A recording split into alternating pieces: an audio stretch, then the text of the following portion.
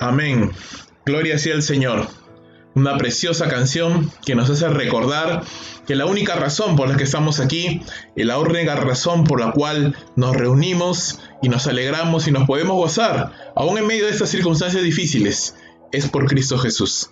Él es la salvación, Él es la vida eterna, Él es quien nos guarda y Él es quien en esta mañana, amigo, amiga, te puede dar una nueva vida, te puede dar esperanza, te puede dar gozo, te puede dar paz, te puede dar una vida completamente nueva. Y rogamos al Señor que sea así. Así que te invito a que puedas seguir acompañándonos, puedas seguir escuchando. Prestes atención durante estos breves minutos que vamos a compartir, porque quiero compartir contigo y con toda mi amada iglesia esta porción de las Escrituras que hemos leído hace unos minutos atrás.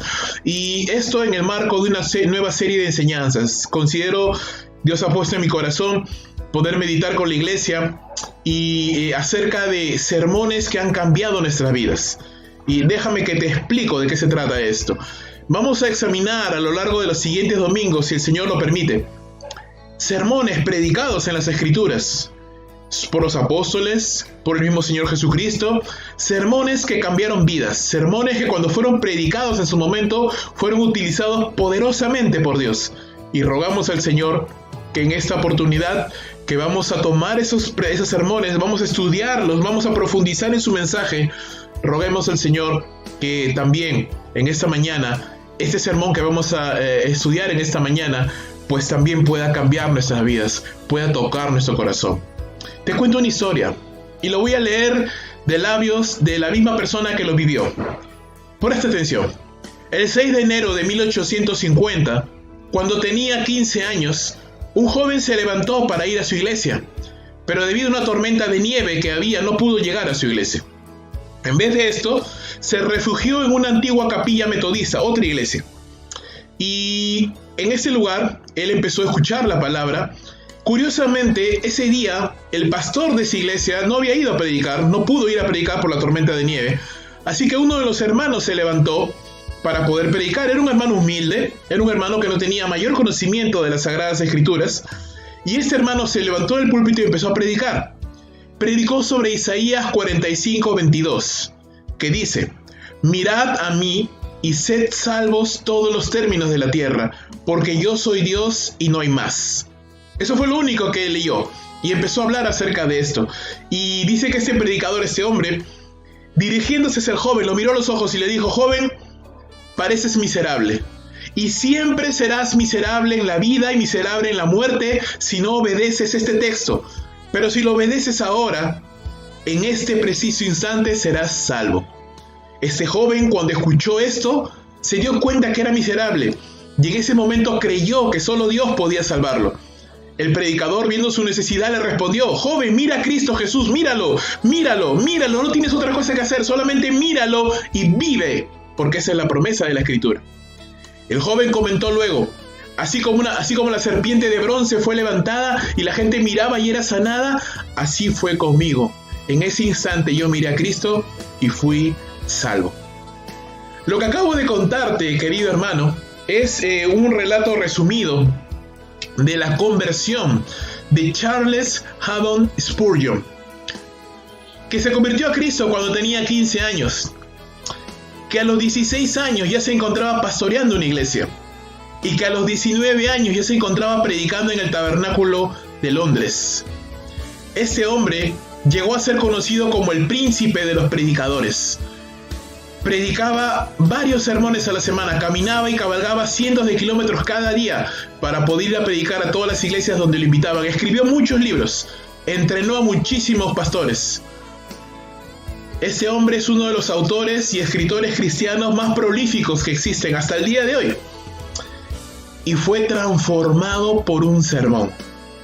Hermano, en esta mañana ruego al Señor que entre nosotros, que tal vez tú que me estás escuchando, prestes atención a lo que vamos a compartir y el Señor pueda transformar tu corazón. Puedas mirar a Cristo en medio de las palabras que te estamos hablando. Puedas verle como Señor y Salvador y puedas ser transformado. Tal vez tú has llegado en esta mañana con desesperanza, tal vez tú has llegado en esta mañana con tribulación, con problemas, con graves angustias, sin saber qué hacer y con mucha incertidumbre sobre el futuro, pero déjame decirte en esta mañana Dios tiene una esperanza, Dios tiene una respuesta, Dios tiene algo que puede darte para transformar tu vida por completo. Lo que vamos a estudiar en esta mañana es el primer sermón que se ha predicado en la iglesia cristiana. El sermón de Pedro en Hechos capítulo 2, y es muy importante porque, vuelvo a repetir, es la primera vez que se predicó un sermón cristiano y fue un sermón tan poderoso, hermano, que dice la Escritura que más de 3,000 personas se añadieron a Cristo como resultado de ese sermón. Vamos a estudiar en este texto, Hechos capítulo 2, del verso 14 al 41, 3 aspectos diferentes. Pedro nos predica en este sermón y nos anuncia 3 cosas. Primero, una nueva era de bendición.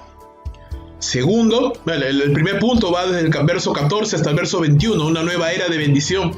El segundo punto, Pedro nos anuncia acerca de una maravillosa resurrección, del verso 22 al 32. Y por último, Pedro nos anuncia acerca de un nuevo reino de perdón y de salvación, verso 33 al 40. 3 anuncios importantes y vamos a empezar por el primero. Mira lo que dice la palabra del Señor. Hechos capítulo 2, verso 14. Si tal vez te conectaste luego de que leyéramos el texto, pues lo vamos a leer nuevamente. No todo el texto, solamente esa porción. Hechos capítulo 2, del verso 14 al verso 21. Dice así la palabra. Entonces Pedro, poniéndose de pie con los 11, alzó la voz y les habló diciendo: varones judíos y todos los que habitáis en Jerusalén, esto sea notorio y oíd mis palabras. Porque estos no están ebrios como vosotros suponéis, pues es la hora tercera del día, es más o menos las 9 de la mañana. Mas esto es lo dicho por el profeta Joel. Y en los postreros días, dice Dios, derramaré de mi espíritu sobre toda carne, y vuestros hijos y vuestras hijas profetizarán, vuestros jóvenes verán visiones y vuestros ancianos soñarán sueños, y de cierto sobre mis siervos y sobre mis siervas derramaré de mi espíritu y profetizarán. Y daré prodigios arriba en el cielo, señales abajo en la tierra, sangre y fuego y vapor de humo, y el sol se convertirá en tinieblas, la luna en sangre, antes de que venga el día del Señor grande y manifiesto, y todo aquel que invocar el nombre del Señor será salvo. Ese es el primer anuncio que Pedro hace y vamos a ver algunas cosas con respecto a esto. Lo primero, para que puedas comprender, tal vez no estás familiarizado con el libro de los Hechos, tal vez no estás familiarizado con lo que estaba sucediendo en ese instante. El libro de los Hechos es el libro que narra la vivencia de la iglesia del Señor, de la iglesia cristiana, cómo nació la iglesia cristiana y cómo se fue desarrollando, cómo fue creciendo. El capítulo 2 del libro de los Hechos, el capítulo que estamos leyendo, narra acerca del nacimiento de la iglesia cuando 120 discípulos de Jesús, los que habían quedado después de la muerte y resurrección de Cristo y su ascensión al cielo, estos 120 habían quedado orando, habían quedado esperando lo que Dios les iba a dar, la promesa del Espíritu Santo, y efectivamente el Espíritu Santo descendió sobre ellos como un viento recio, y dice la Escritura que empezaron ellos a hablar en otras lenguas, idiomas, ¿sí? Queda claro por el contexto que eran idiomas humanos que la gente podía entender, porque ¿qué pasaba en ese momento? Era la fiesta de Pentecostés, la fiesta de las cosechas.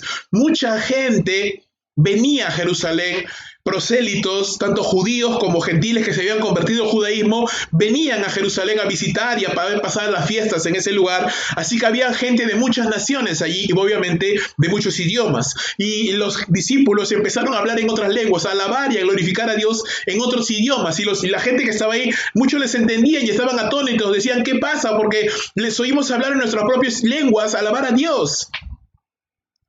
Y dice la Escritura que había muchos que estaban atónitos y maravillados por lo que estaba pasando, otros estaban atónitos y perplejos por lo que estaba sucediendo porque no entendían qué estaba pasando, pero también había un grupo que se burlaba de ellos porque pensaban que estaban ebrios. Seguramente no entendían el idioma y pensaban que estaban hablando incoherencias y pensaban que estaban ebrios. Ese es el contexto.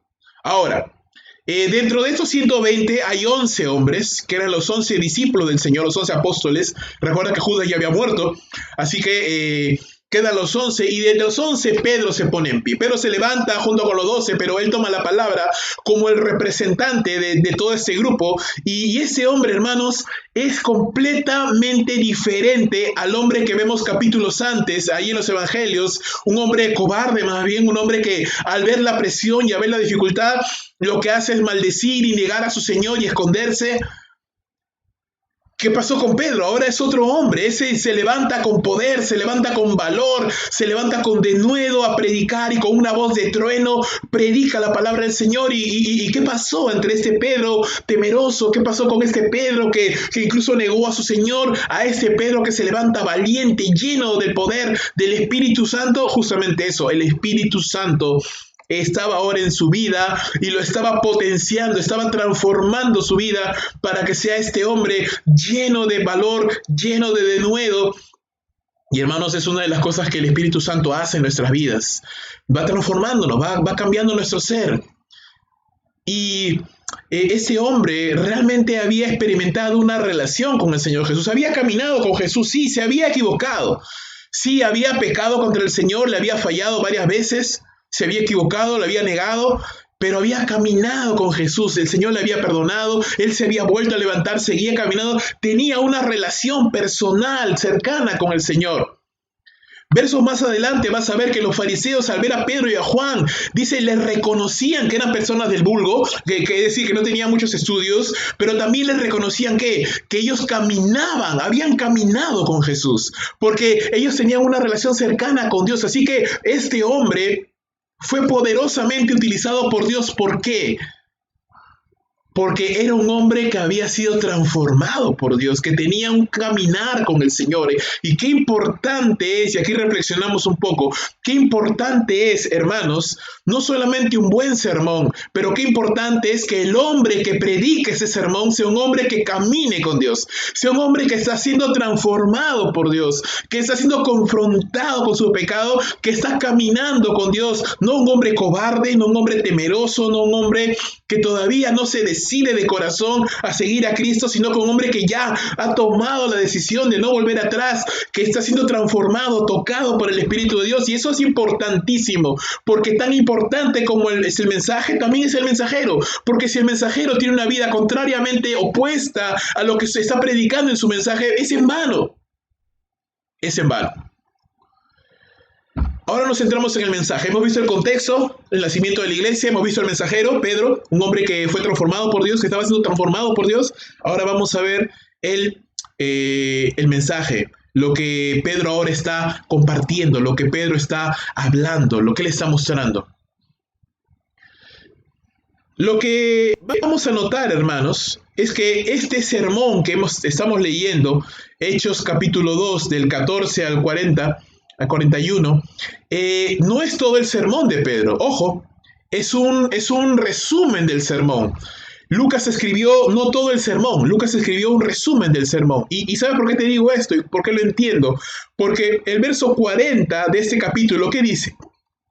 Y con otras muchas palabras testificaba y les exhortaba diciendo, sed salvos de esta perversa generación. Sí, así que Pedro habló mucho más todavía. Como todo buen predicador, a veces nos extendemos un poquito, ¿verdad? A veces los predicadores nos extendemos un poquito, pero como todo predicador que se precie, pues a veces nos extendemos un poco en las palabras. Así que seguro que Pedro también hizo su sermón un poco largo, un poco extenso.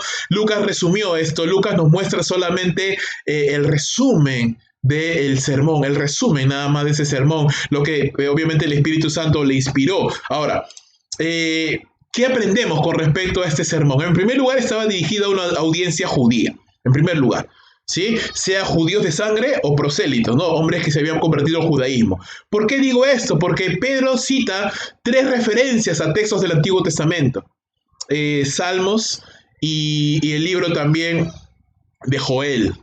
Así que obviamente Pedro asumía que los hombres que le estaban escuchando tenían un conocimiento ya de la palabra de Dios. Luego, ¿qué más? Como todo buen sermón, este sermón de Pedro empieza con una introducción, tiene un cuerpo, un desarrollo y termina con una conclusión. ¿Sí? Esta conclusión es un llamado al arrepentimiento, esta conclusión es un llamado a la exhortación, al arrepentimiento, a la conversión, una llamada a la acción para que los hombres que escuchen hagan algo, ¿sí? Un sermón no es informativo nada más, no es solamente leer opiniones de comentaristas, no es solamente transferir información a la gente para que sepa. A veces cometemos el error de transmitir demasiada información, a veces en nuestro estudio bíblico encontramos cositas bonitas, ¿no? Del texto y todo lo queremos compartir y Y no, hermanos, un sermón es un sermón es un diálogo, hermano. Yo lo veo así. Un sermón es un diálogo. ¿Por qué? Porque es algo que Dios te ha hablado a ti, que tú vas a compartirlo en la congregación, pero al momento de compartirlo, tú estás tanteando, tú estás mirando a la congregación, viendo cómo reciben la palabra y tú estás adaptando partes del mensaje, enfatizando algunos temas, enfatizando otros temas. Tal vez esto es un poco difícil de hacer en esta modalidad porque ustedes me ven a mí, pero yo no los veo a ustedes, pero trato de imaginármelos y trato de más o menos ir adaptando el mensaje según la necesidad de que puedo yo saber de los hermanos como pastor de la iglesia, de las necesidades y de lo que Dios también me va dirigiendo, guiando. Es un diálogo, es una conversación. No es solamente algo meramente académico. No solamente es mostrarle las conjunciones en el griego, las características en el hebreo, lo que encontré en un comentarista, lo que me dijo otro comentarista, no, y unir eso y darlo. No, es un proceso. Es un proceso.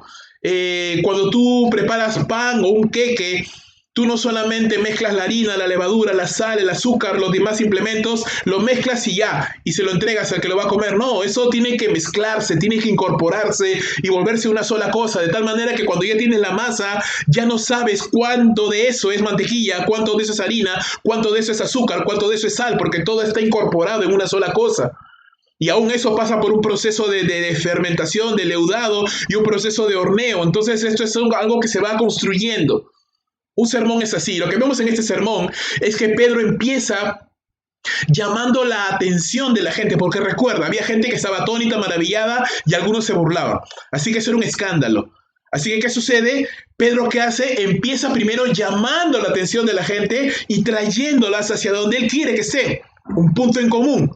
Así que él empieza a hablar acerca de que lo que está sucediendo, lo que ellos están viendo y algunos se están burlando y otros no entienden, es decir, a los discípulos, a los 120, hablando en otras lenguas, en otros idiomas, esto no es algo extraño, no es algo que debiera sorprenderles demasiado, no es algo que debiera maravillarles al punto de escandalizarse, esto es algo que ya había sido anunciado por la palabra de Dios y él utiliza el texto de Joel para defender o para, digámoslo así, para sustentar lo que le está diciendo. No sé si lo notas, pero Pedro está llamando la atención de la gente. Está diciéndole, hey, tranquilos, relájense, miren, vengan, yo les voy a explicar lo que está pasando.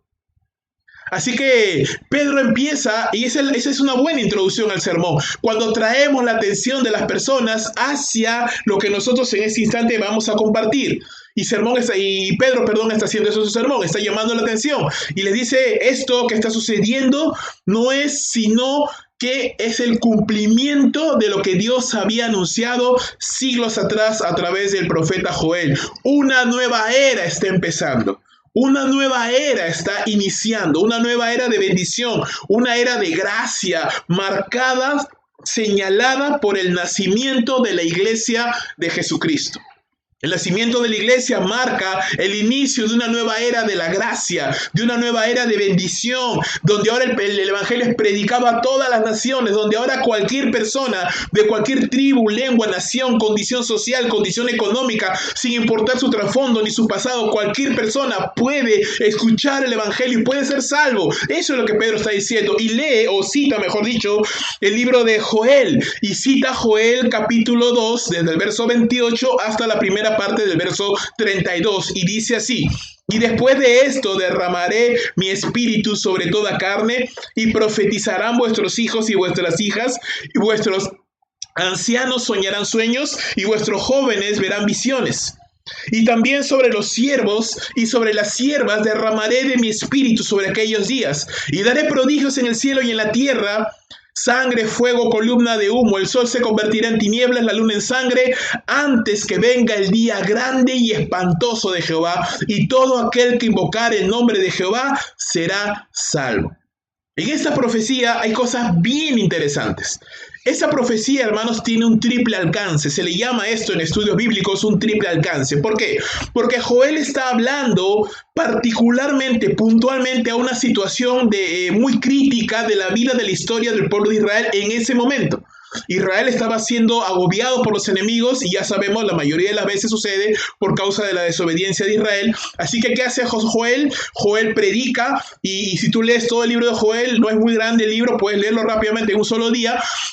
Vamos a ver cómo Joel habla acerca de toda la maldición que había llegado al pueblo de Israel por causa de su desobediencia y cómo si ellos se arrepentían podían traer nuevamente la bendición de Dios. Pero Joel no solo está hablando de esto, ahora Joel está empezando a hablar de otro tiempo futuro todavía, un tiempo donde Dios iba a derramar de su espíritu sobre toda carne, sobre todos aquellos que creen y le sirven a Él.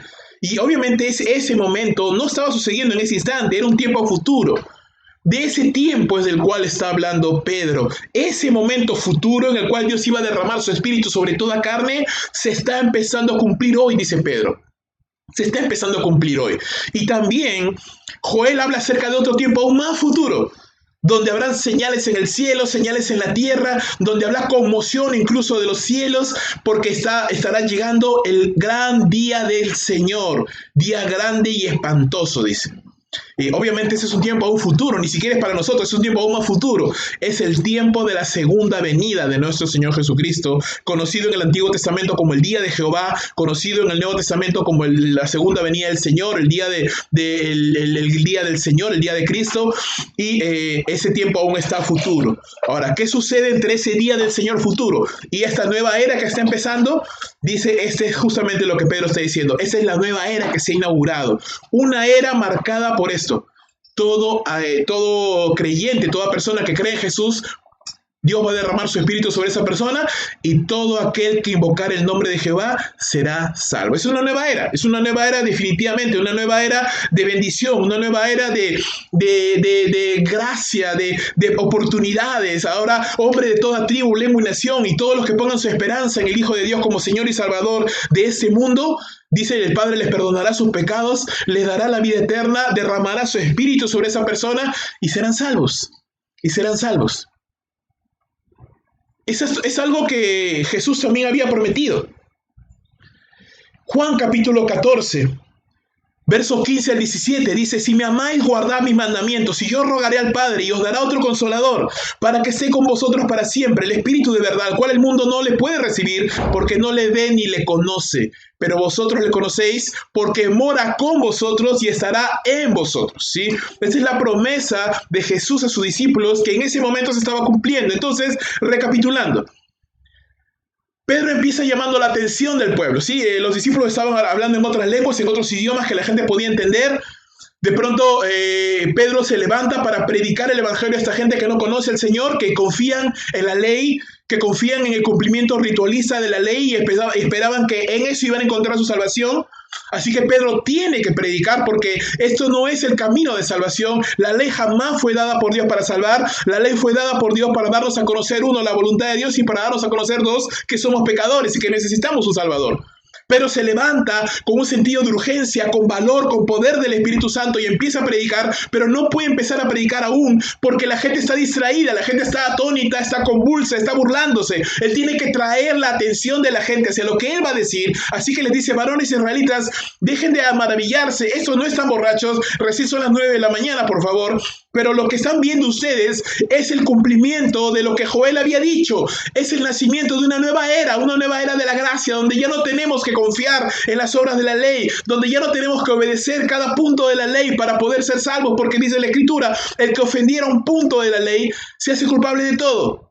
Todos somos perdidos, todos somos pecadores. La Biblia dice claramente, no hay justo ni aun uno, no hay quien haga lo bueno, no hay ni siquiera uno. Todos somos pecadores y nos hemos apartado, estamos separados de la gloria de Dios, estamos destituidos de la gloria del Señor, estamos separados de Él. Todos hemos pecado, todos merecemos la condenación y la muerte. Romanos 6:23 dice, la paga del pecado es la muerte. Todos merecemos la muerte, todos somos pecadores. Pero Pedro se levanta y dice, pero gracias a Dios, empieza una nueva era, profetizada por Joel, profetizada por Dios en el Antiguo Testamento, una nueva era de bendición, donde ahora cualquiera que simplemente invoca, clama, cree, confía en el nombre de Jesús, será salvo. Y una nueva era marcada por la gran bendición y el regalo de que Dios da de su Espíritu Santo a todo aquel que cree en él. Recuerda que en tiempos del Antiguo Testamento, el Espíritu de Dios solo descendía sobre algunas personas nada más y por determinado tiempo. No se quedaba con los creyentes. Pero en la época de la gracia, el Espíritu de Dios mora en los creyentes. Somos conocidos, dice la Escritura, como morada del Espíritu Santo. Dios mora en nosotros por medio de su Espíritu y permanece con nosotros siempre, en cada momento. David decía en el Salmo 51, no quites de mí tu Santo Espíritu. Y eso era apropiado porque el ministerio del Espíritu Santo en el Antiguo Testamento era temporal. Sí, el Espíritu Santo se podía retirar de los creyentes. Pero en el Nuevo Testamento nosotros ya no podemos orar de esa manera, porque el Espíritu de Dios está con nosotros. Es más, el libro de Efesios dice que nos ha sellado. Nos ha sellado. Hemos recibido las arras del Espíritu, el sello, la garantía del Espíritu Santo como propiedad de Dios. El Espíritu de Dios en nosotros es la evidencia de que somos creyentes, hijos de Dios, y de que el día que Cristo vuelva, Él nos llevará con Él. Así que, hermanos, esta es una nueva era de la gracia, de bendición. Pero llegará un tiempo, dice Joel también, y lo dice Pedro, en que, hermanos, llegará el día grande y espantoso de Jehová, el día de la venganza del Dios nuestro, el día en el cual el Señor vendrá para castigar a todo aquel que se ha rebelado contra Dios, para castigar a todo aquel que le ha dado la espalda, que ha blasfemado el nombre de Dios. Hermanos, antes de que llegue ese día, antes de que llegue ese día espantoso, antes de que llegue ese día marcado por catástrofes, por enfermedades, por plagas, aún por conmoción en los cielos, antes de que llegue ese día, dice la Escritura, hoy es el día de salvación. Así que, amigo, amiga, déjame decirte en esta noche, en esta mañana, antes de que llegue el día del Señor, antes de que llegue el día de la segunda venida de nuestro Señor Jesucristo, en esta mañana tú tienes la oportunidad, y yo te ruego como si Dios rogara por medio mío, reconcíliate con Dios. Ponte de a cuentas con Dios. Asegúrate de tener la vida eterna, asegúrate de que tus pecados han sido perdonados, asegúrate de que tienes las cuentas limpias con Dios para que cuando llegue ese día espantoso, terrible, puedas estar seguro. Hermanos, lo que estamos viviendo ahora, yo justo conversaba ayer con uno de mis hermanos, lo que estamos viviendo ahora, yo jamás imaginé vivirlo en esta vida. Yo lo leí en la Biblia, leí estas cosas de plagas y de situaciones mundiales, cómo Dios está tomando el control. Yo veía eso en la Biblia o en libros de historia, pero jamás pensé vivirlo. Estamos viviendo una época especial en la historia de la humanidad, una era diferente. Dios está obrando a pesar de todo. Está humillando al ser humano para buscar a Dios. Y déjame decirte, esto solamente es principio de dolores. La Biblia habla de un tiempo terrible, la Biblia habla de un tiempo espantoso, la Biblia habla de un tiempo que si no fuera cortado, dice, aún los escogidos se perderían. Dios habla de un tiempo de gran dolor, de gran tribulación, de gran sufrimiento. Pero también la Biblia habla de que los creyentes hemos sido librados de la ira venidera, salvados de esta época que viene, tan difícil sobre la faz de la tierra. En esta mañana, déjame decirte, tú tienes la oportunidad de librarte de la ira venidera. Tú tienes la oportunidad de entrar en esta nueva era de bendición por la gracia de Dios. ¿Cómo lo haces? ¿Cómo lo puedes hacer? Dice claramente Pedro, todo aquel que invoque el nombre del Señor será salvo. Todo aquel, seas pobre, seas rico, donde estés, amigo, vecino, vecina, amigo, compañero, familiar, donde estés, no importa lo que hayas hecho, todo aquel, así seas joven, seas viejo, seas mayor, seas hombre, mujer, madre soltera, padre soltera, viudo, viuda, tal vez has sido abandonado, has sido un mal padre, has sido un borracho, un alcohólico, un mujeriego, todo aquel, cualquier persona, todo aquel, si puedes invocar a Jehová, puedes ser salvo. Si puedes invocar al Señor en esta mañana y puedes doblar tus rodillas y puedes pedirle al Señor perdón por tus pecados y puedes decirle, Señor, sálvame de esta ira venidera, hazme entrar en esta nueva era de bendición, dice Pedro, dice la Escritura, serás salvo. Serás salvo. Serás salvo. Así que en esta mañana, amigo, donde estés, invoca el nombre de Jesús, invoca el nombre del Señor para que puedas ser salvo. El sermón continúa. Y en el verso 22 al 32, Pedro ahora empieza a mostrar ya el cuerpo de su sermón. Si lo primero ha sido una introducción para llamar la atención al pueblo, ahora ya Pedro va a hablar acerca ya del sermón, de la carne del sermón propiamente dicho. Y mira lo que dice la Escritura. Varones israelitas, oíd estas palabras. Jesús Nazareno, varón aprobado por Dios entre vosotros, con las maravillas, prodigios y señales que Dios hizo entre vosotros, por medio de él, como vosotros mismos sabéis, a este, entregado por el determinado consejo y anticipado conocimiento de Dios, prendisteis y matasteis por mano de inicuos, crucificándole. Al cual Dios levantó, suelto los dolores de la muerte, porque esto era imposible que fuera retenido por ella. Porque David dice que él veía al Señor siempre delante de mí, porque está a mi diestra, no seré conmovido. Por lo cual, dice siempre, por lo cual mi corazón se alegró y se gozó mi lengua, y yo mi carne descansará en esperanza, porque no dejarás mi alma en el Hades, ni permitirás que tu santo vea corrupción. Me hiciste conocer los caminos de la vida, me llenarás de gozo con tu presencia. Pedro continúa diciendo, varones hermanos, se os puede decir libremente del patriarca David que murió y fue sepultado, y su sepulcro está con nosotros hasta el día de hoy. Pero siendo profeta y sabiendo que con juramento Dios le había prometido que levantaría, en cuanto a la carne, levantaría al Cristo para que se sentara en su trono, viéndolo antes, habló de la resurrección de Cristo, que su alma no fue dejada en el Hades, ni su carne vio corrupción. A este Jesús resucitó Dios, de lo cual todos nosotros somos testigos.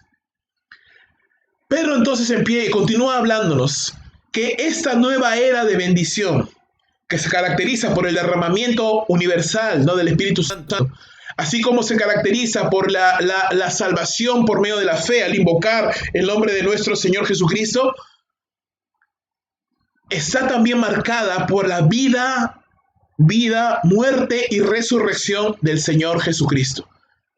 Él es el centro de esta era. Él hace posible esta nueva era de bendición. Hermanos, sin Cristo Jesús no hay salvación. Sin su muerte y resurrección en la cruz no podríamos ser salvos. Pablo dice en 1 Corintios 15 que si Cristo no hubiera resucitado, vana sería nuestra fe. No estaríamos salvos, no tendríamos ninguna esperanza, pero gracias a Dios que Cristo murió y que Cristo resucitó, es que tenemos esperanza verdadera. ¿Qué nos muestra Pedro acerca de Jesús? Varias cosas, hermanos, bien interesantes. Lo primero que dice Pedro acerca de Jesús es que él era Jesús Nazareno, varón aprobado por Dios por medio de los milagros, señales y maravillas ocurridas en su ministerio. Sí, todas las obras, prédicas y cosas maravillosas que Jesús hizo.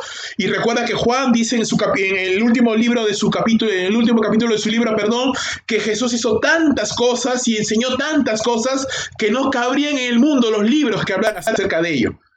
Sí, lo que tenemos en los evangelios es un resumen nada más de todo lo que Cristo hizo y de todo lo que Cristo enseñó.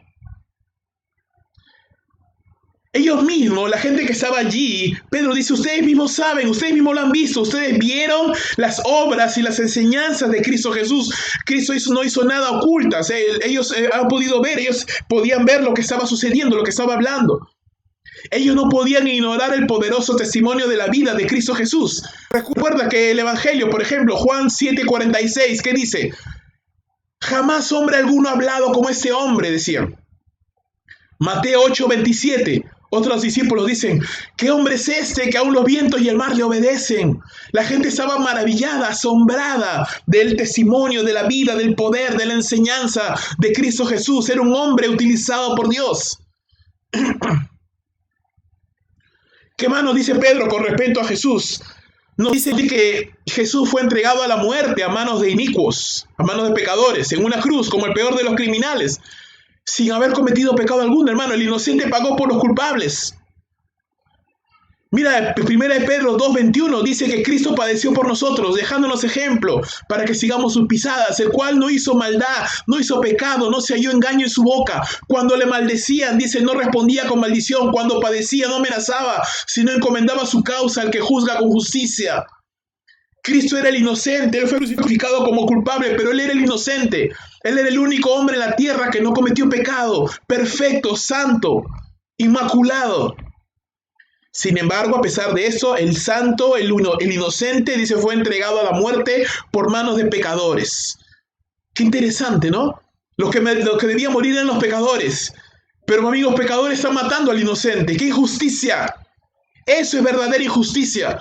Que los pecadores maten al inocente. Que los pecadores maten al único verdadero inocente sobre la faz de la tierra. Pero esto era necesario, hermanos. Esto era necesario para nuestra salvación. ¿Sabes qué más dice Pedro? Que la muerte de Jesús no fue algo que tomó por sorpresa a Dios. Que la muerte de Jesús, dice, ocurrió por el determinado consejo y anticipado conocimiento de Dios. ¡Wow! ¿Qué significa esto? Quiere decir que Dios no solamente sabía que esto iba a pasar, sino que Dios propició que esto sucediera para tu salvación y para mi salvación, hermano. Imagínatelo, maravíllate en esta mañana. El Dios de los cielos pensó en nosotros. El Dios de los cielos pensó en nuestros pecados, en nuestra miseria. Tuvo compasión de nuestra maldad y envió a su propio Hijo. Dio su vida y le mató por mano de pecadores para que tú y yo seamos salvos. La muerte de Jesús no tomó por sorpresa a Dios, como no toma por sorpresa a Dios nada. Dios lo sabe todo, Dios lo entiende todo, Dios entiende todo pensamiento e intención del corazón de los hombres. No hay nada oculto ante sus ojos. Él tiene una visibilidad plena, eterna de todo lo que sucede y de todo lo que podría pasar en el mundo. Nadie se puede esconder de la mirada del Señor, de su conocimiento.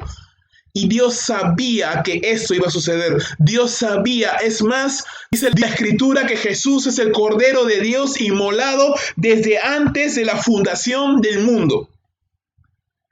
Cristo es el Cordero de Dios inmolado desde antes de la fundación del mundo. No tomó por sorpresa a Dios el sacrificio de Jesús. Dios entregó a su Hijo a la muerte. Dios no escatimó a su propio Hijo, sino que lo entregó por nosotros y Él dirigió su vida cada paso, cada circunstancia. Cuando Pilato le dijo a Jesús, ¿no sabes que yo tengo autoridad para matarte o darte la vida? Jesús que le dijo, tú no tienes autoridad ninguna que no te haya sido dada del cielo. Hermano, Jesús dijo a sus discípulos algo maravilloso. Mira lo que dice el Juan capítulo 10, verso 17.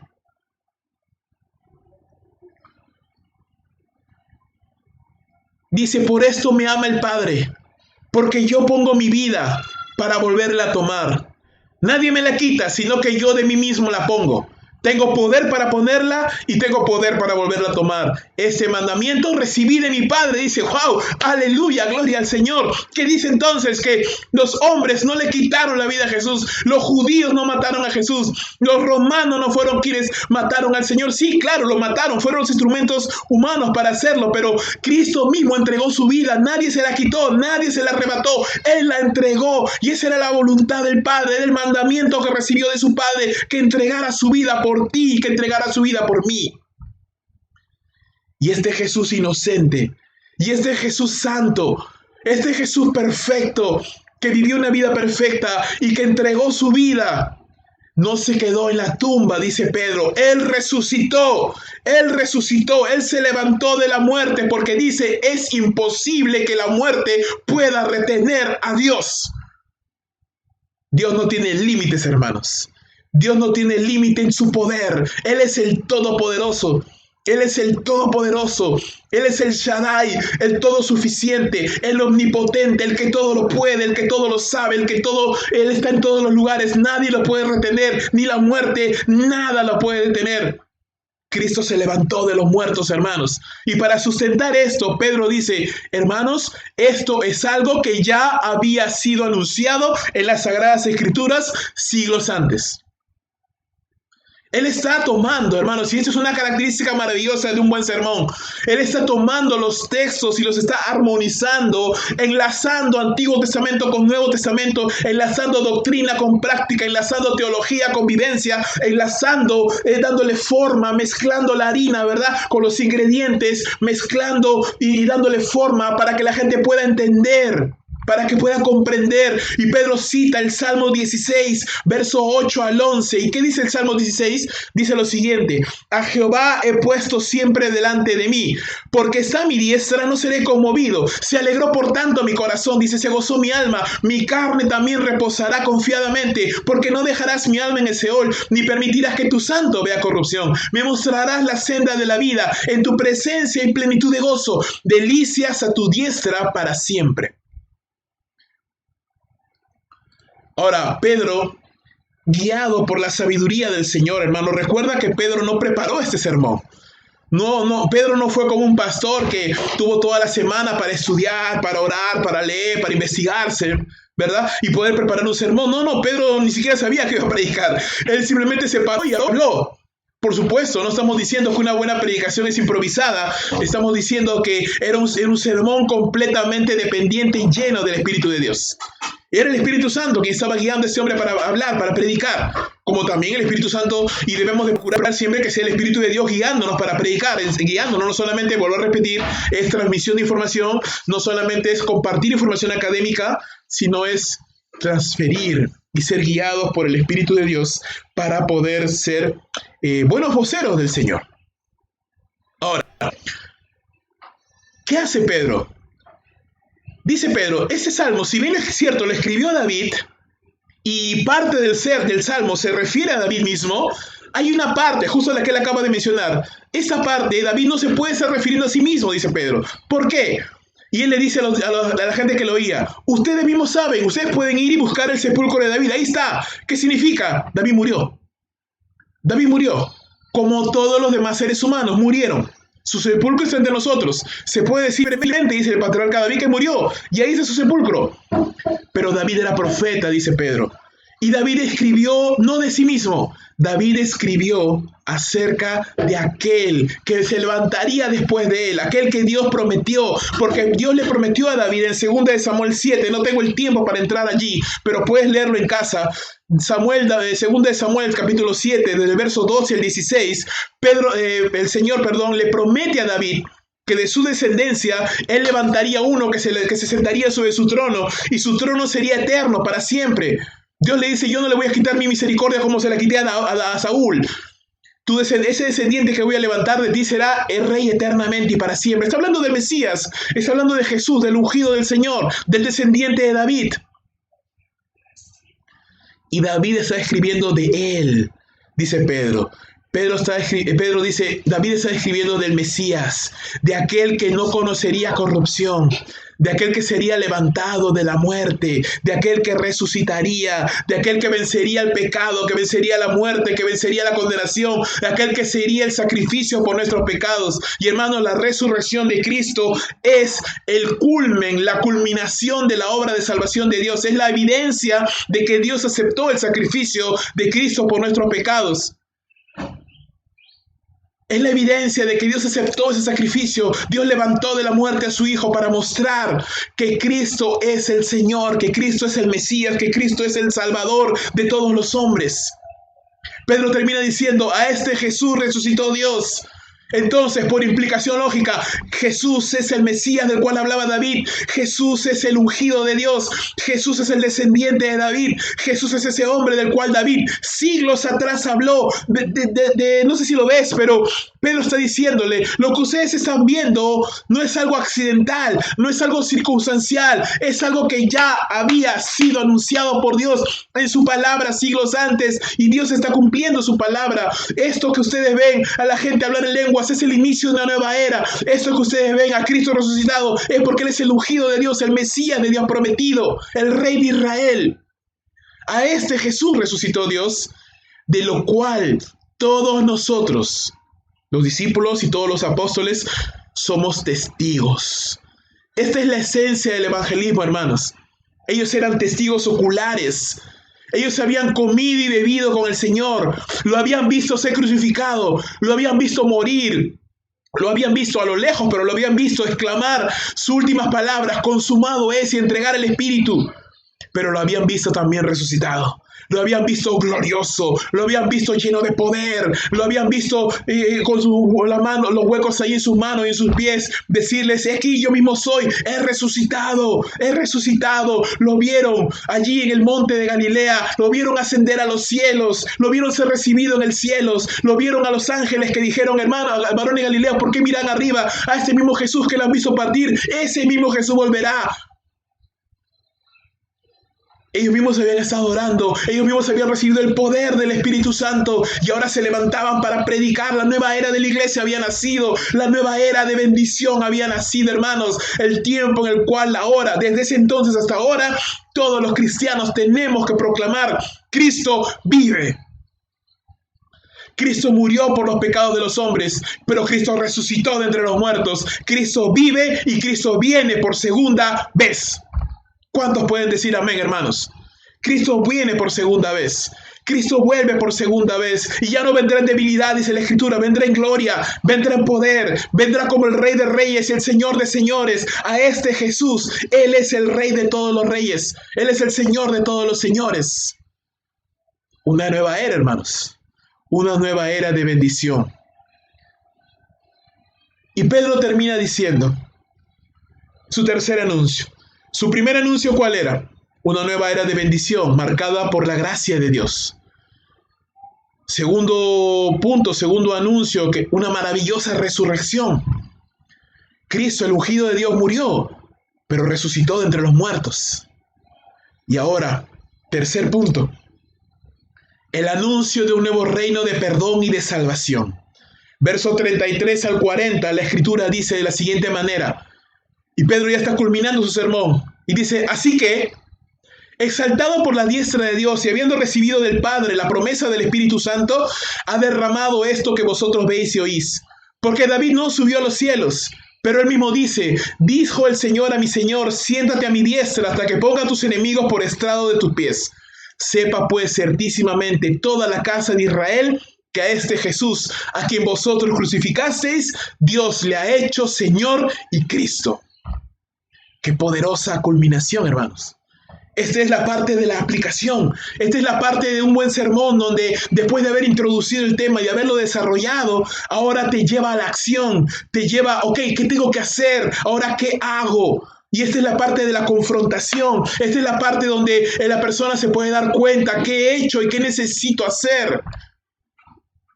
Pedro dice, Cristo no solamente murió, Cristo no solamente resucitó, sino que Cristo ahora es exaltado por Dios, el Padre, como Señor de todos, como el Kairos, como el Kurios, de Dios, como el Señor de todos. El Señor. Y esa palabra los judíos solo lo reservaban, la palabra Adonai solo lo reservaban para Jehová. Pedro está diciendo, Él es el Señor.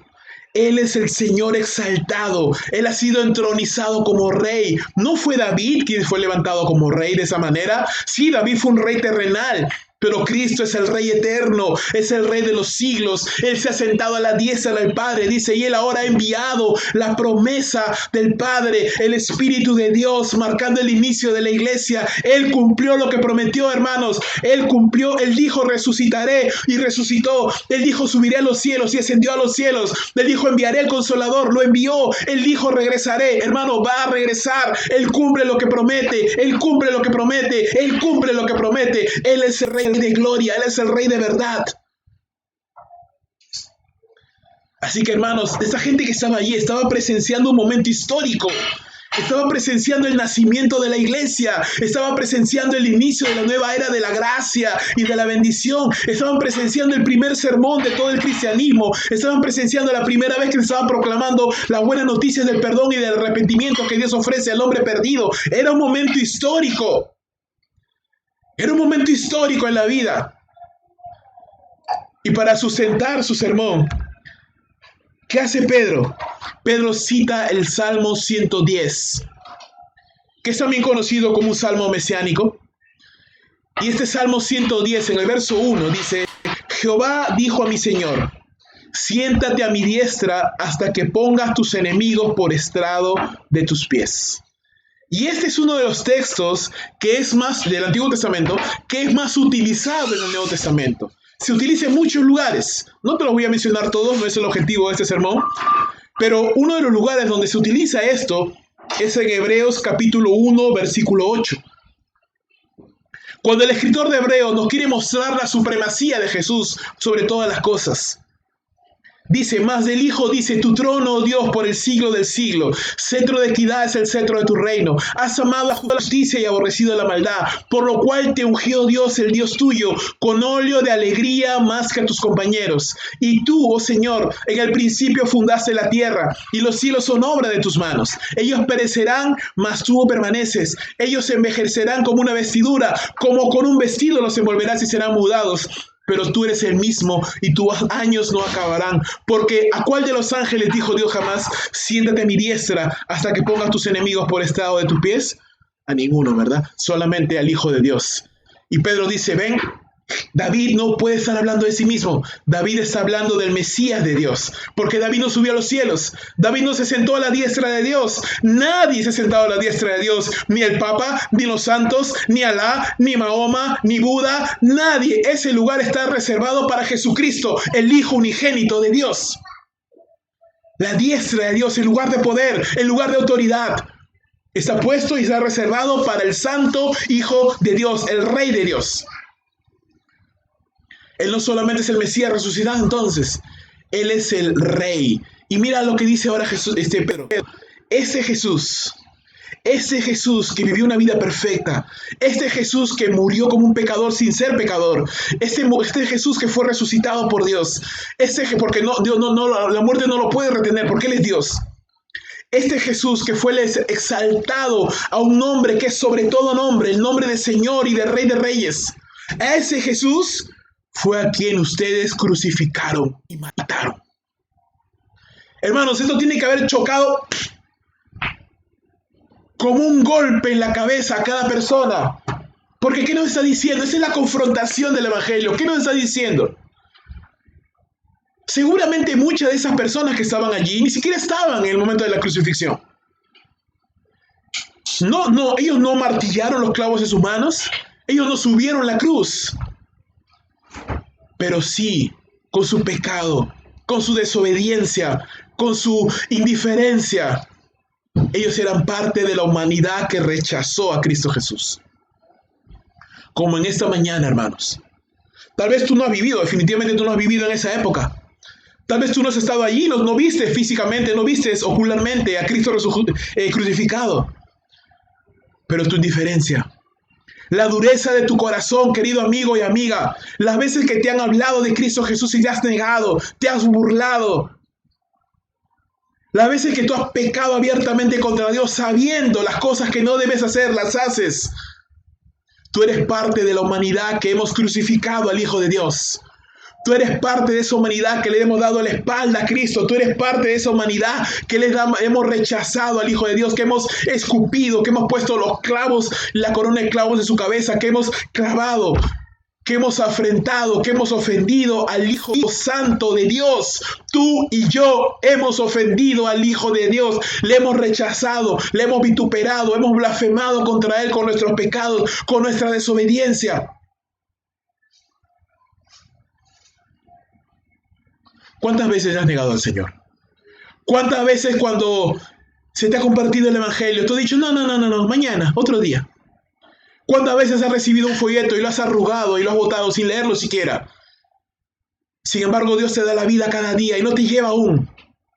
Porque si te llevara en este mismo instante, tú irías a parar al infierno por toda la eternidad. Pero en su misericordia Dios te sostiene aún en esta vida. Y dice Pablo en el capítulo 2 del libro de Romanos, ¿ignoras acaso que la paciencia y la benignidad de Dios te guía al arrepentimiento? ¿No te das cuenta que cada día que vives es solamente un regalo de la gracia de Dios para que no mueras y vayas al infierno? Porque Dios te extiende su misericordia cada mañana y te hace llegar el Evangelio de Cristo Jesús para que creas y te conviertas y seas salvo. Ese es un mensaje urgente. Querido amigo, querida amiga, no desprecies más a Cristo Jesús. Porque no estás seguro si hoy día cierras los ojos y los abrirás mañana. Pero hoy es el día de salvación, dice Pablo. Hoy día puedes aún entregarle tu vida a Cristo Jesús. Pedro decía, ustedes están equivocados con respecto a Jesús. Lo crucificaron como si fuera un criminal, pero por su resurrección, Dios demostró que Él no es un criminal, sino Él es el Señor y el Mesías. Así que ante esta predicación, ante lo que Pedro está diciendo, quienes lo oyen fueron convencidos por el Espíritu Santo. Quiera Dios que en esta mañana tú seas convencido por el Espíritu Santo. Mira, estas personas le dijeron a Pedro, varones hermanos, ¿qué haremos? Porque dice que estaban compungidos de corazón. La NTV, Dice, las palabras de Pedro traspasaron el corazón de los que le oyeron. Fueron compungidos de corazón, fueron convencidos por el Espíritu Santo. Y esos hombres dijeron, Pedro, ¿qué hacemos? ¿Qué hacemos? Soy pecador, necesito salvación, ¿qué hago? ¿Qué puedo hacer? Ya no quiero vivir en esa vida de angustia, ya no quiero vivir en esa vida de dolor, ya no quiero tener una vida llena de insomnio, de falta de paz, no puedo dormir en paz, estoy lleno de deuda, lleno de problemas, lleno de amargura en el corazón, no puedo ni ver a mi esposa, no soporto a mis hijos, no soporto la angustia, no soporto la incredulidad. Me siento contra la espada y la pared, nunca tengo paz, aunque tenga dinero no siento paz, aunque no tenga dinero no siento paz, no puedo dormir tranquilamente, no puedo poner la cabeza en la almohada. Es porque eres pecador y estás comiendo las consecuencias de tu pecado.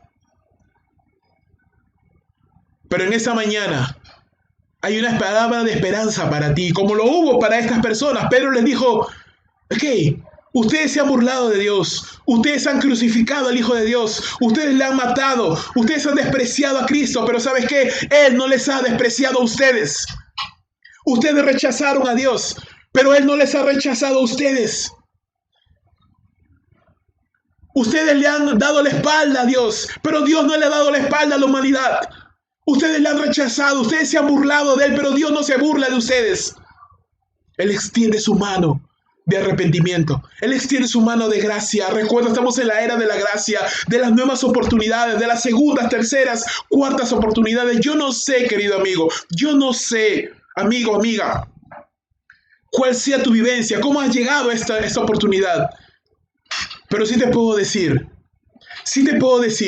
que Dios te puede dar una segunda oportunidad, que Dios te puede dar un nuevo inicio, que Dios te puede dar de tu gracia, que Dios te puede ayudar. Así que ahí donde me estás escuchando, tal vez tus familiares, tal vez tus vecinos, tal vez los vecinos de ahí de Minerales, de 15 de enero, de Las Flores, otros vecinos, familiares que están escuchando las escrituras, déjame decirte en esta mañana, Dios te puede dar una segunda oportunidad. Así tus pecados sean rojos como el carmesí, así has cometido cosas tan escandalosas, tan horribles. Dice, ven a mí y arreglemos cuentas, dice el Señor, y lavaré tus pecados, quedarán blancos como la nieve. Pedro le dijo a estos que le estaban escuchando, hay esperanza, arrepiéntanse y bautícense cada uno de ustedes en el nombre de Jesús para perdón de los pecados y recibirán ustedes también el regalo del Espíritu Santo. Ustedes también serán transformados como yo fui transformado, dice Pedro. Yo era un hombre procaz, yo era un hombre pagano, yo era un hombre incrédulo, cobarde, pero Dios me transformó. Y así como Dios me transformó a mí, Dios te puede transformar a ti también, dice Pedro. ¿Qué necesitas hacer? Arrepiéntete. Arrepiéntete y cree en el nombre de Jesús. Arrepiéntete, dale la espalda a tu vida pasada, dale la espalda a tu vida de pecado, dale la espalda a tu vida de maldad, dale la espalda a toda una vida de burlarte del Señor, de rechazar su palabra. Hoy dobla tus rodillas y busca al Señor, empieza a leer su palabra, arrepiéntete, da señales de un verdadero arrepentimiento. Aquel que realmente ha conocido al Señor da evidencias de una nueva vida. Yo no puedo seguir caminando en lo que antes caminaba porque me he arrepentido. Camino ahora en el nuevo camino del Señor. Soy discípulo de Cristo, creo en el Señor, le busco a Él. No puedo caminar en mi vida pasada. Arrepentimiento. Fe en Jesús. Recuerda, todo aquel que invocar el nombre de Jesús será salvo. Y da evidencia de que realmente has creído. Da evidencia de que realmente has creído. Obedécele al Señor. Y entre esas cosas es el bautismo, ¿no? ¿Qué es el bautismo? No es un medio de salvación. No soy salvo yo cuando me bautizo, no. Yo solamente soy salvo por la fe en Cristo Jesús. Pero si soy salvo en Cristo Jesús, voy a querer obedecer al Señor. Y una de las cosas que todo creyente debe de hacer, aparte de congregar, de servir al Señor, de honrar a Dios con nuestros bienes y ofrendas y diezmos, de servirle al Señor, de testificar, sobre todo importantísimo testificar a otros de Cristo Jesús, orar, leer la Biblia, tomar la cena del Señor, es bautizarnos. Es dar testimonio público a las personas de que soy discípulo, de que creo en Cristo Jesús. Hermano, yo estoy deseando que esa cuarentena ya termine para poder volverlos a ver. Y yo estoy seguro que van a haber muchos que van a querer bautizarse. Y nos vamos a ir a un campo, a un río para bautizar. Va a ser una fiesta espiritual. Anhela esos momentos, hermano. Pedro le dijo, hay esperanza. Hay esperanza. Hay esperanza. Y mira qué maravilloso, hermano, qué tremendo, gloria al Señor. No solamente es esperanza en ese momento. Pedro les dice, esta promesa no solamente es para ustedes, es para sus hijos, es para todos los que están lejos, es para todos cuanto el Señor nuestro Dios llamare. Eso te incluye a ti también, amigo. Te incluye a ti también, amiga. A mí, a todos. Recuerda todo aquel, donde estés. No importa lo lejos que estés. No importa lo aislado que estés. No importa lo pobre que seas. No importa lo solo que te encuentres. No importa lo pecador que hayas sido. No importa los errores que hayas cometido. No importa lo malvada que sea tu vida. No interesa si en esta mañana tú entiendes que has quebrantado la ley. Tú entiendes que has escupido al Señor y te sientes mal por ello y quieres entregarle tu vida. Dice todo aquel, esta es palabra de esperanza para todo aquel que quiera, todo aquel que crea, todo aquel que se arrepienta, todo aquel, la salvación está disponible para todos,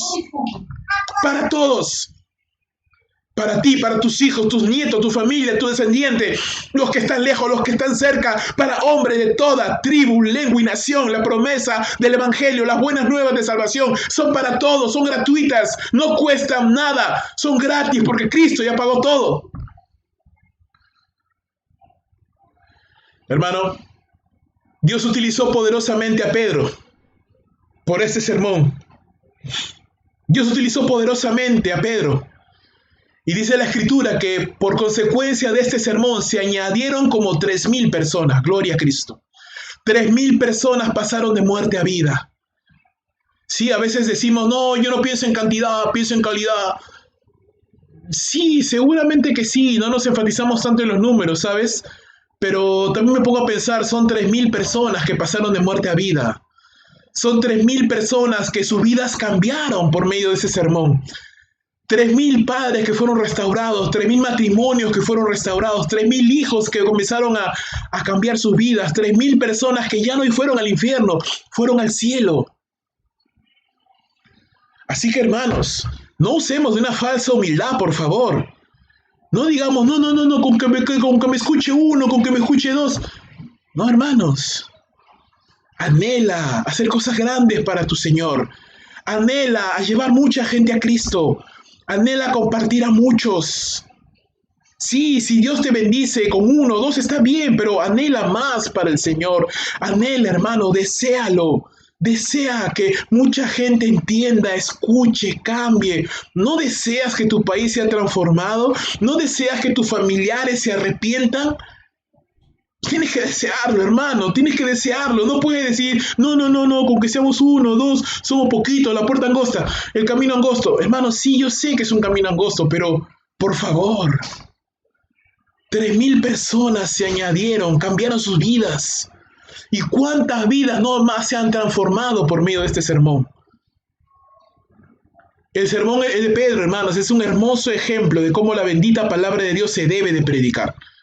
Un sermón, un anuncio valeroso, lleno de poder, de labios de un hombre que ha caminado con Jesús, que conoce personalmente a Dios, que se ha vaciado de sí mismo y que lo único que quiere saber ese hombre es de Jesús nada más.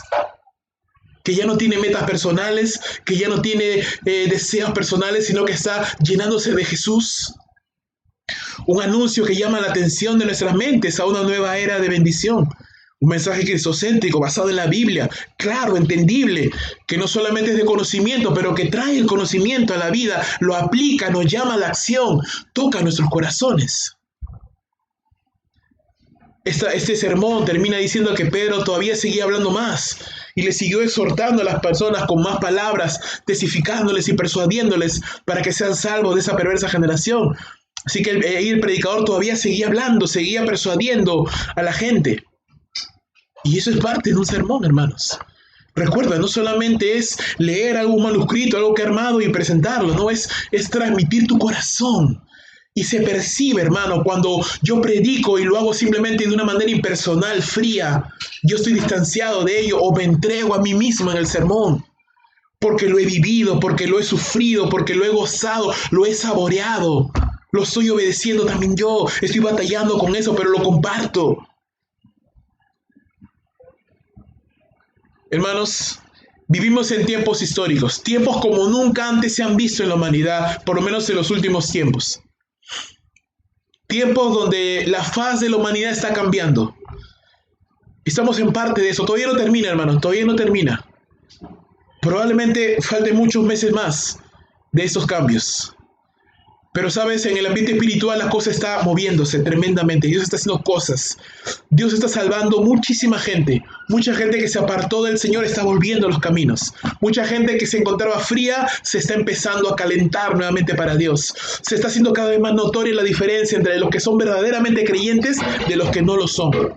El mundo se endurece más, pero la iglesia se fortalece más. Hermano, yo estoy creyendo y estoy orando por un avivamiento en la iglesia del Señor, para que Dios se levante a hombres y mujeres llenos del Espíritu Santo, llenos de poder, llenos de esa bendición de Dios, para anunciar esta nueva era de bendición de la gracia que no termina todavía, hermanos. Sabemos que llega el día del Señor y va a llegar, pero todavía no. Mientras ese día no llegue, hermanos, ese día terrible para los incrédulos.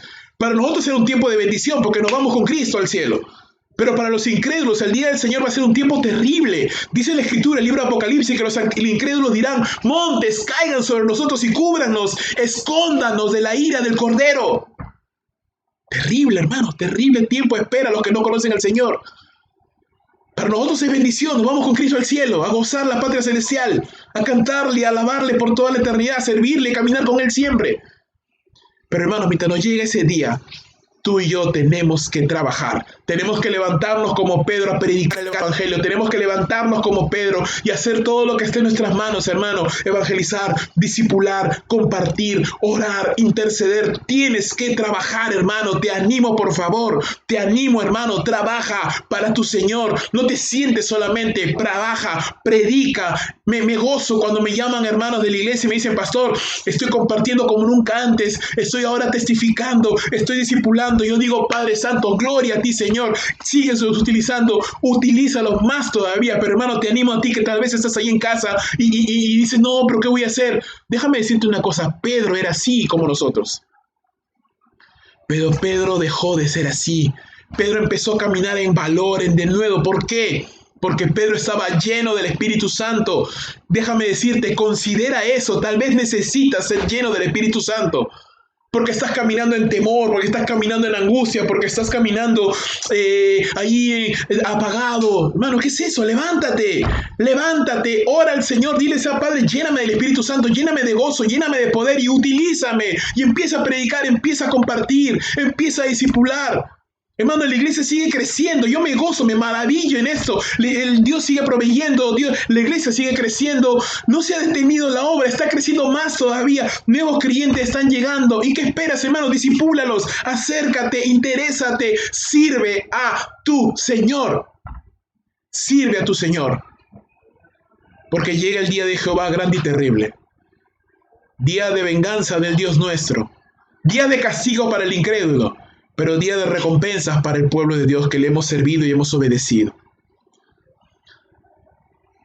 Anuncia a Cristo como ese hombre maravilloso, perfecto, el Hijo de Dios que vivió una vida perfecta, murió por nuestros pecados, pero resucitó de entre los muertos. Y no solo resucitó, sino que Dios le levantó como Cristo, como Señor de señores y Rey de reyes. Vuelvo a repetir y termino con esto. Así como este sermón cambió miles de vidas, así puede cambiar la tuya hoy. Así como el Espíritu traspasó el corazón de muchos cuando oyeron ese sermón la primera vez que se fue predicado. Así como el Espíritu de Dios traspasó el sermón de Charles Haddon Spurgeon allá en Inglaterra y lo transformó en el príncipe de los predicadores. Quiera Dios, hermanos, y le ruego al Señor que en esta noche el Señor traspase tu corazón con su palabra y haga de ti un siervo del Señor, una mujer de Dios, un pastor, un predicador, un misionero, un evangelista, un diácono, no lo sé, a lo que Dios te llame, pero lo que Dios te llame, lo hagas con excelencia, lo hagas con poder, lo hagas con la bendición de Dios. Que Dios bendiga su santa y bendita palabra, porque de Él es la gloria, por siempre y para siempre, en la persona y obra de nuestro Señor Jesucristo. Vamos a orar. Ahí donde tú estás, amigo, te invito. Como le dijo este predicador anónimo a Charles Spurgeon, eres miserable hoy porque no tienes a Cristo. Y vas a seguir miserable en la vida y en la muerte si no crees en Cristo. Porque en el infierno solo hay miseria, dolor y tristeza eterna. Pero en esta mañana mira a Cristo. Mira a Cristo. Mírale.